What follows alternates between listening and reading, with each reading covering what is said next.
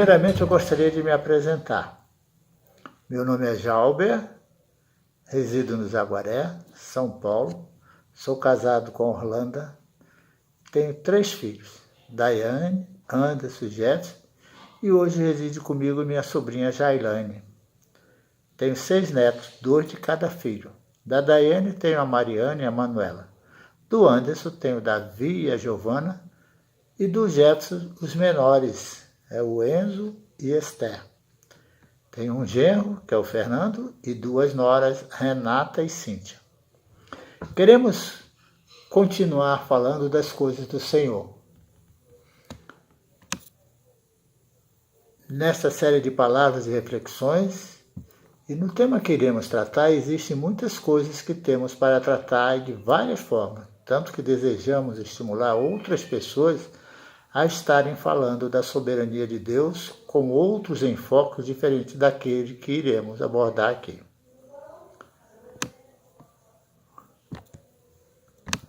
Coloquei algumas coisas no papel e descobri que antes de falar, o Clemilton estará falando também. Então, tive a oportunidade de assistir ao que ele irá falar e fiquei muito contente porque, sem termos conversado, estamos falando a respeito de coisas muito parecidas e com um enfoque um pouco diferente. Inicialmente, desejo falar do senhorio de Deus em nossas vidas. Fui buscar na enciclopédia bíblica a definição para Deus e encontrei o seguinte: Deus, ser existente por si mesmo, infinito, supremo, criador e conservador do universo. Então, através dessa definição, chegamos à conclusão que ele criou a si. E como não sabemos quando se criou, ficamos contentes em saber que ele é infinito, não tem fim, e que criou o universo e é seu conservador, fazendo com que as coisas fiquem funcionando com precisão. Então, podemos concordar que ele é poderoso e soberano sobre todas as coisas. Qual de nós já não parou para pensar em como surgiu Deus? Ou seja, pensamos em como surgiram umas coisas. Pensamos em como surgiram algumas coisas. Como surgiram outras coisas, e apesar de existirem algumas opiniões diferentes, podemos ter uma implicação. Mas chegaremos a um ponto no qual estaremos questionando. E como surgiu Deus? Ele criou todas as coisas, isso eu sei. Criou os céus, o universo, as estrelas, a terra, fez a separação das águas e terra seca, explicando, ele criou o planeta Terra. E nesse planeta Terra ele fez a separação das águas e da terra seca. Criou também o homem e do homem criou a mulher. Enfim, creio num Deus poderoso que formou do nada todas as coisas, mas não tem explicação de como ele foi criado, ou melhor, como ele veio a existir. Será que um dia saberei? Creio que sim, pois creio que um dia estarei com ele em seu reino celestial, e também pode ser que a grandeza de estar com ele supere o desejo de saber isto perca a importância. Mas desejo clarear na mente de cada um que ele é um Deus dono de todas as coisas, que tem o controle de todas as coisas. Creio num Deus que, por ter nos criados, é o Senhor de tudo e tem todo o poder nos céus e na terra. Se creio num Deus assim, tenho que crer que ele pode fazer o impossível, e eu não sou nada e do pó nasci. No entanto, por vezes me acho inteligente para querer que as coisas sejam ou funcionem de maneira que penso e acabo inconscientemente achando que Deus pode fazer da forma que quiser, independentemente da forma que penso ou que acho que deva ser. Com a minha lógica, acabo negando a grandeza e sabedoria de Deus, pois acho que deva ser da forma que penso e busco tanto na palavra de Deus ou em outras literaturas uma forma de justificar aquilo que penso. Só para falar de algo um pouco diferente que Deus fez, nós vamos notar que em Números, na Bíblia, em Números 22, do 21 ao 41, que Deus fez uma jumenta falar. Então, é um trecho um pouco longo, mas nós vamos estar lendo para que a gente observe o que Deus fez. Então, Balaão levantou-se pela manhã, albardou sua jumenta e partiu com os príncipes de Moabe. Acendeu-se a ira de Deus, porque ele se foi. E o anjo do Senhor pôs-se-lhe no caminho por adversário. Ora, Balaão ia caminhando montado na sua jumenta, e 2 dos seus servos com ele. Viu, pois, a jumenta, o anjo do Senhor parado no caminho com sua espada desembainhada na mão, pelo que se desviou a jumenta do caminho, indo pelo campo. Então Balaão espancou a jumenta para fazê-la tornar ao caminho. Mas o anjo do Senhor pôs-se numa vereda entre as vinhas, havendo muro de um lado e de um outro lado. Vendo, pois, a jumenta, o anjo do Senhor coseu-se contra o muro, apertou-se contra o muro, comprimiu-se contra o pé de Balaão. Por isso tornou a espancá-la. Então o anjo do Senhor passou mais adiante e pôs-se num lugar estreito, onde não havia caminho para se desviar, nem para a direita, nem para a esquerda. Vendo a jumenta, o anjo do Senhor deixou-se cair debaixo de Balaão. Acendeu-se a ira de Balaão e espancou a jumenta com a vara. Então o Senhor fez falar a jumenta, a qual disse a Balaão: que te fiz eu que me espancaste já 3 vezes? Respondeu Balaão à jumenta: porque zombaste de mim, tivera eu uma espada na mão e agora te mataria. Replicou a jumenta a Balaão: porventura não sou a tua jumenta em que toda a tua vida cavalgaste até hoje? Acaso tem sido meu costume fazer assim contigo? Ele respondeu: não. Então o Senhor abriu os olhos de Balaão, e ele viu o anjo do Senhor que estava no caminho com sua espada desembainhada na mão. Pelo que inclinou a cabeça e prostrou-se com o rosto em terra. Então o anjo do Senhor lhe disse: por que já 3 vezes espancaste a jumenta? Eis que saí como teu adversário, porque o teu caminho é perverso diante de mim. A jumenta me viu e já 3 vezes se desviou de diante de mim. Na verdade, eu agora te haveria matado e ela deixaria com vida. Então Balaão disse ao anjo do Senhor: pequei, porque não soube que estavas no caminho para te opores a mim. Agora, se parece mal aos teus olhos, voltarei. Tornou o anjo do Senhor a Balaão: vai-te com estes homens, mas somente aquilo que te disser, isto falarás.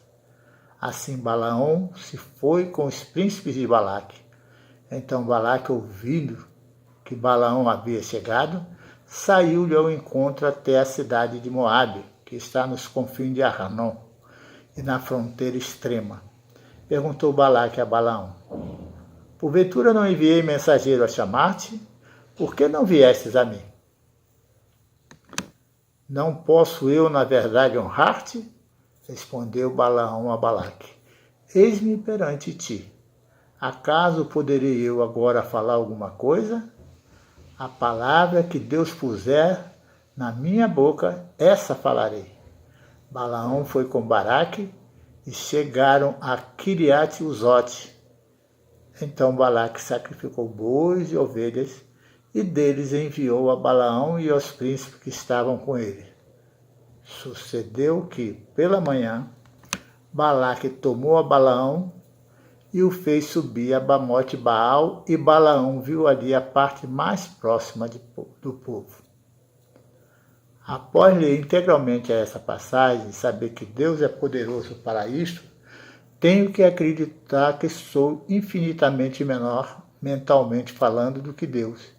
E com essa capacidade que é infinitamente menor do que a capacidade do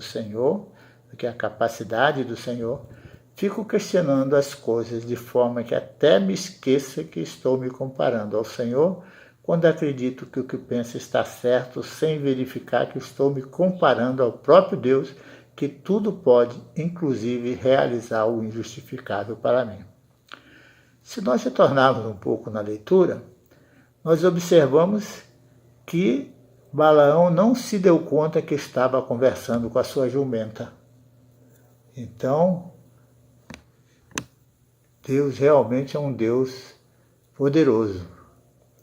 Por mais que eu estude ou me aprofunde, por mais que compactue com uma posição de alguém, jamais alcançarei a posição de Deus, que é perfeito.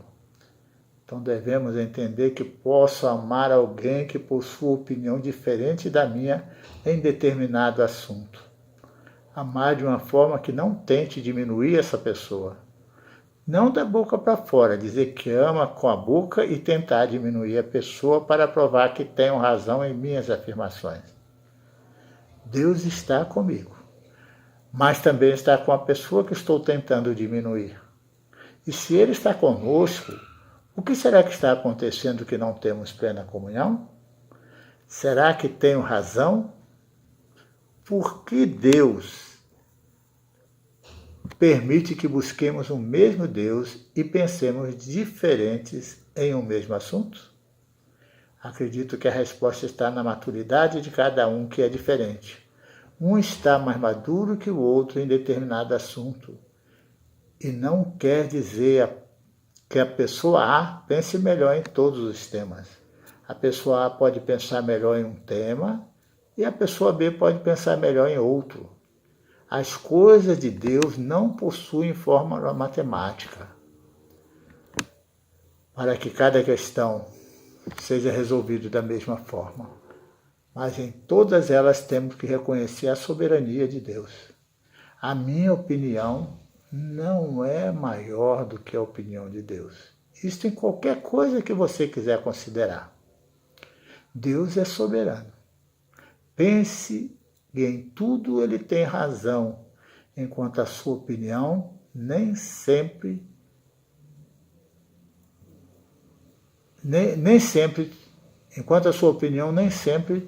está debaixo da razão. E mesmo que você pense diferente ou até ache que está pensando igual a Deus, pode não estar. Então embarcou numa canoa furada, ou seja, com toda a sua boa intenção, com toda a sua santidade, está pensando errado. E em consequência levando outras pessoas a pensarem errado e embarcarem na mesma canoa furada que você embarcou. Na verdade, eu não estou afirmando que você faça isso por maldade, mas faz até acreditando que está fazendo o correto. Nós, que somos seres humanos, temos a mania de querer levar outros seres humanos a pensarem igual a nós. Não queremos estar sozinhos naquilo que pensamos e desejamos que todos pensem como nós, todos pensem igual a nós. Nós queremos ter razão nas coisas, quando na verdade podemos não ter essa razão. Constantemente nós estamos conversando sobre determinados temas e encontramos pessoas, cristãos como nós, que se colocam numa posição diferente da nossa, e isso nos desagrada. Porque nós, na verdade, queremos estar sempre com razão em tudo. No entanto, Deus não nos criou para que pensemos ou hajamos exatamente como o outro, e nas nossas divergências Ele nos aperfeiçoa. Preciso estar nas mãos do Senhor para que Ele faça através de mim a obra na vida de outros irmãos e faça na minha vida a obra através da vida de outros irmãos. Eu não sou melhor do que outro irmão. Preciso dele tanto quanto ele precisa de mim. Somos importantes um para o outro. Um não é mais importante do que o outro. Amar e, em consequência, ser amado. Citaremos duas passagens nas quais o Senhor se declara todo-poderoso. Se ele se declara todo-poderoso, quem sou eu para dizer que não é? Ele é Deus. E com razão ou sem razão, ele é Deus. Aí você vai dizer assim, mas espera aí, Jalber, como com razão ou sem razão? Eu vou dizer, realmente, Deus sempre tem razão. Então vamos ver uma passagem em Gênesis 17:1. Quando atingiu Abrão a idade de 99 anos, apareceu-lhe o Senhor e disse-lhe: Eu sou o Deus Todo-Poderoso. Anda na minha presença e sê perfeita. Isso foi Deus quem falou para Abraão, que ele é o Deus Todo-Poderoso. Então, nós cremos num Deus Todo-Poderoso. Ele tem todo o poder no céu e na terra. A segunda passagem está em Apocalipse 1:8. Eu sou o Alfa e Ômega, que quer dizer o começo e o fim, diz o Senhor Deus, aquele que é, que era e que há de vir, o Todo-Poderoso. Novamente, é o próprio Deus afirmando que ele é o Todo-Poderoso. Então, o que deve acontecer conosco? Nós devemos seguir juntos para um destino que seja o mesmo, ou seja, mesmo duas pessoas que são divergentes em alguma coisa, precisa seguir junto para que o nosso destino final seja o mesmo, a cidade celestial. Eu quero estar lá, no entanto, tenho que desejar que meu irmão esteja comigo. Eu não posso ser egocêntrico de achar que o céu foi feito só para mim. Não. Ele foi feito para mim e para outros irmãos. Então, eu devo querer estar lá, mas eu devo querer que os meus irmãos, principalmente os irmãos em Cristo, que é quem estarão herdando o reino dos céus, esse irmão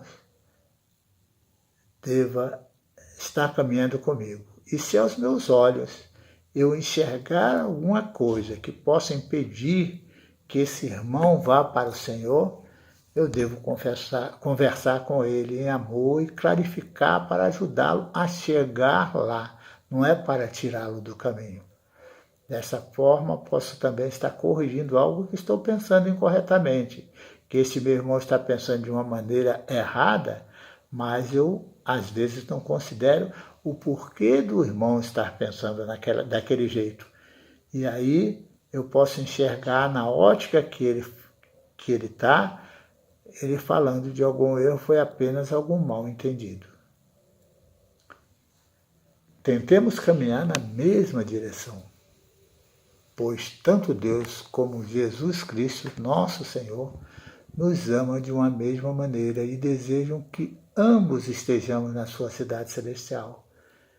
Tanto o irmão que está discordando de alguma coisa quanto o outro.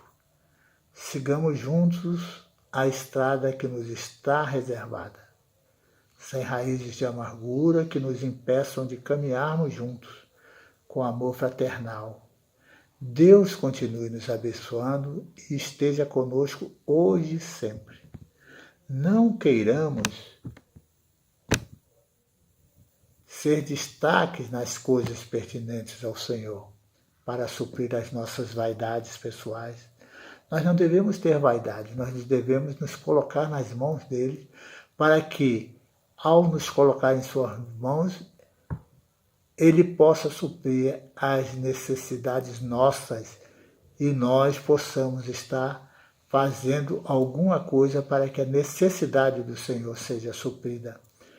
Nós temos, na verdade, que ser apenas um instrumento em suas mãos. Não precisamos mais de nada, porque as opiniões, as coisas que são colocadas em nossas vidas são coisas colocadas pelo Senhor. Que nós possamos então ser instrumentos em suas mãos. Nada mais que isso. A paz que transcende o nosso ser esteja sempre com você. Maranata, vem Senhor Jesus. Obrigado.